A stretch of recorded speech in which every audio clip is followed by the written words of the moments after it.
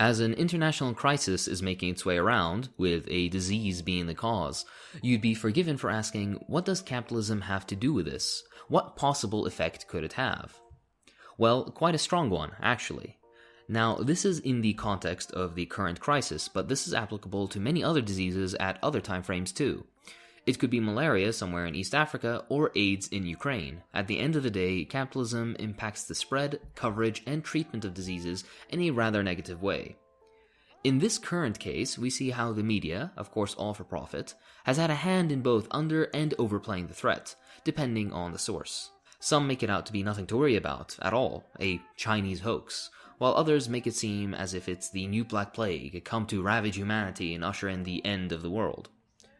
Rather than having a sensible governing body, at least in times of crisis such as these, control the spread and content of misinformation, many outlets of the so-called free press, ironically not so free after all since they're owned by a handful of corporations, keep passing around either incorrect information on possible homemade treatments of the disease, snake oil cures like silver, or outright harmful drugs to combat the drug.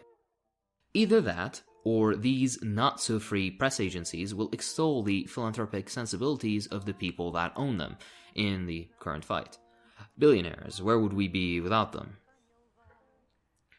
Rather than state agencies shutting down all necessary public functions in order to stop or at least slow the spread of the disease, many countries, like the US, would rather keep things going as is or institute quarantine procedures incredibly late, because a few billionaires would risk to lose a little profit. The US now is the worst hit country on Earth, yet just a few weeks ago, Western media were arrogantly critical of the way China has handled the situation, claiming they were incompetent, negligent, or outright evil in their actions. If China, the country to best manage the situation of all the worst hit areas, is incompetent, negligent, or in fact outright evil, what does that make the US?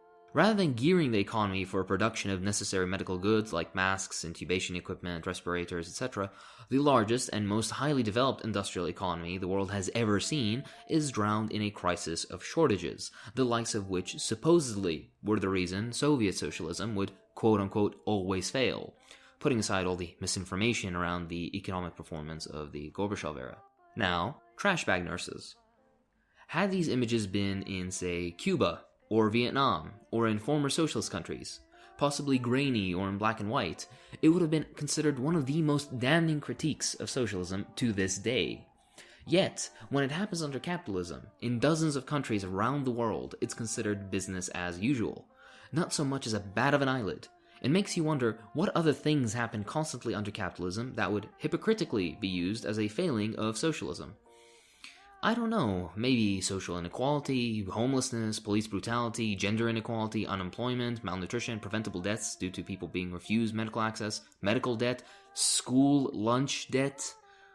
Honestly, the greatest achievement of capitalism isn't all its horrors, but how it has somehow managed to convince humanity, collectively, that this dystopia is normal or even desirable. All of this, and the US and the vast majority of capitalist countries on Earth, are not under any sanctions, any embargoes, internal or external sabotage, political instability, foreign invasion or destabilization, and 100 other things Cuba and other socialist countries have to deal with every single day for decades.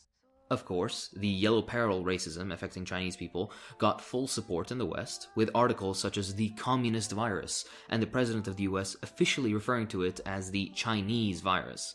The repercussions of this will affect Asian people of all nations for years to come. Whether they be Japanese, Thai, or Nepalese, sideways stares and avoidant behavior will follow. All of this despite the fact that some research shows that the current crisis was caused by an agent that originated outside of China. But in the current times of all-pervasive anti-Chinese hysteria, facts like those aren't welcome. And what of the countless working people who have lost their jobs? Many Americans are just a single paycheck away from destitution. What happens then? Landlords, living parasites, still demand rent. People who attempt to resist, with, for example, rent strikes, risk lawsuits, jail, or homelessness. With a capitalist state and a capitalist police force that protects property before human lives, the game is rigged against the common working man and woman. What are they to do? Of course, as with everything in capitalism, profit is the motive. There was research going on years back, but the money dried up. There was no crisis then.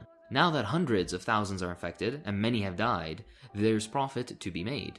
Now, and only now, have the pharmaceutical companies and the research centers given the okay for extensive research to be done.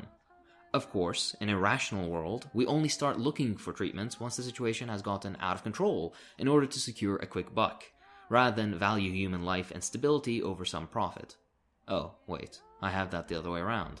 In the end, the pattern will always be the same.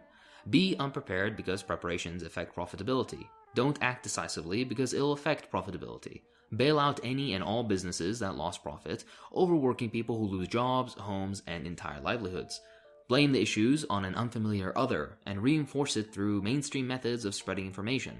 It's immigrants, the Chinese, the poor, the young, but never our out-of-date political order, our inefficient economic system, or the current dominant class in society. It's never capitalism, it's always you. And that's it for this time. If you like what I do, then please consider supporting me on Patreon, it really helps.